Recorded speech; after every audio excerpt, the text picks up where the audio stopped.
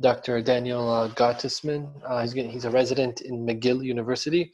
He's going to be talking about his perspective as a resident during this pandemic. Daniel? Thank you, Dr. Kadri. Yeah, good morning, everyone. Bonsoir tout le monde. So my name is Daniel Gottesman. I'm a fourth-year anesthesia resident here at McGill University in Montreal, Canada.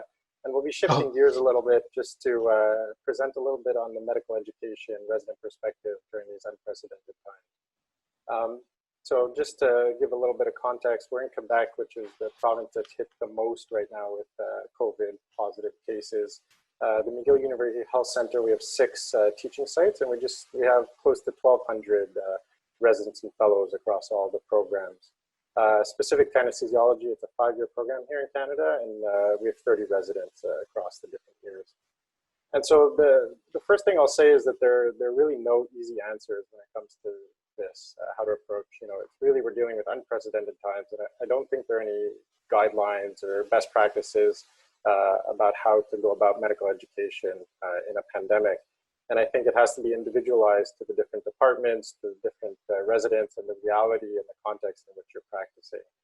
And something that I've been struggling with, and I think a lot of my peers are struggling with, is this concept of that there's this balance between that this kind of represents, hopefully that it's a once in a lifetime, but it really is a learning experience, both from an organizational and logistic perspective of how healthcare systems can respond to a pandemic, but also the medical knowledge that we've heard already a lot from the other speakers, the richness of learning how to deal with critically ill patients. But this is counterbalanced by the personal risk and, putting ourselves in harm's way and the risk of transmitting it to family members and loved ones. So there's kind of this tension that exists. And I think it's important to reflect, even in quote unquote normal times, it's difficult to understand what is a safe learning environment where a learner can feel, empowered to acquire the skills and knowledge they need. But in a high stakes, potentially infectious environment, this becomes much more relevant. And I think as a resident, we often are tasked with kind of wearing 2 hats. We are on the one hand, both healthcare workers and employees of the system, but we're also students and learners at the same time. And I think obviously in a pandemic response, we're being called on more as employees and workers to the front line, but I think it's important not to lose sight of the fact that we're still learners and there's knowledge to acquire. I won't discuss the PPE shortages. I think that's been addressed previously.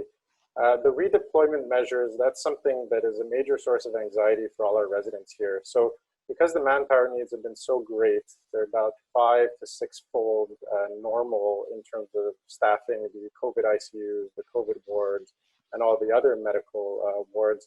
Our faculty has decided to centralize the redeployment through the Resident Redeployment Hub, which basically maintains a roster of all the available residents who can be redeployed to meet the clinical need. And there's kind of, on the one hand, the anxiety relates to the uncertainty of the if and when and where someone is redeployed. There's also a lot of anxiety related to residents feeling that they may be put in a position where they don't have the competence or the skills required to safely take care of patients. And this is made worse by the fact that there's a fear that there may be inadequate supervision given the strain on resources. I'll briefly mention that the certification exam, so the Royal College of Physicians in Canada has postponed our licensing exam at least until spring of the next academic year. So this has major implications for fellowship opportunities as well as people who've had jobs lined up. And finally, I think this was discussed previously as well, but I think we all know that it's well established that residency is a difficult time period in the best of times. And it's made even worse now, especially when our usual social networks are also experiencing undue amounts of stress.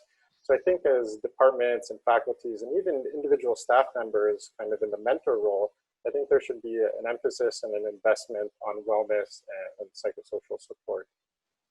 And finally, my take-home message is, even if we may not be directly involved, in the difficult airway cases, be it for PPE shortages or personal risk, I think there are still many opportunities to contribute outside of direct clinical work, at least in the anesthesia environment. And just an example, 2 of my co-residents put together an educational video about the appropriate donning and doffing of PPE with our specific equipment available at our sites. And so this was widely distributed and very well received. So just to emphasize that even if we're missing out on some of the cases, I think there's opportunity to definitely contribute to the overall mission. So with that, thank you, and I'll turn it back over to the moderator.